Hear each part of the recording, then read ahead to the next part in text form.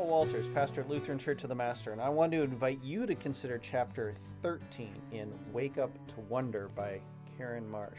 Chapter 13 is titled Review the News. Now, by the title, you would think that what she's going to ask you to do is to read more newspapers or read more online newspapers or watch more television news, but actually that's not the case.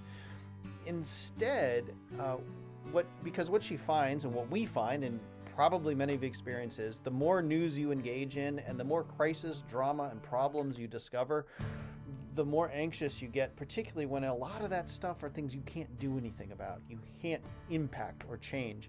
And you go, it just makes you feel more out of control and worse. So instead of saying consume more news, this is an invitation to be more intentional about how you consume news.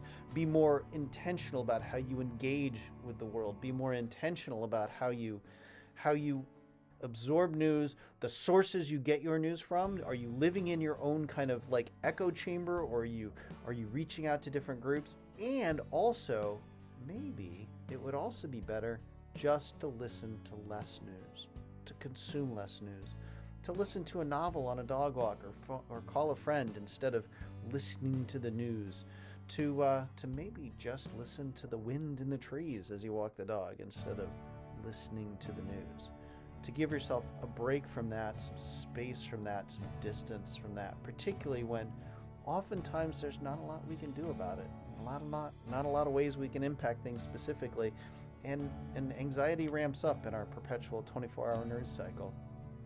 I've found, especially as I reflect on that for myself, moving away from listening to the news and consuming it constantly and moving towards prayer has been helpful. And I've rediscovered one of my favorite resources, For All the Saints, a collection of daily prayer resources.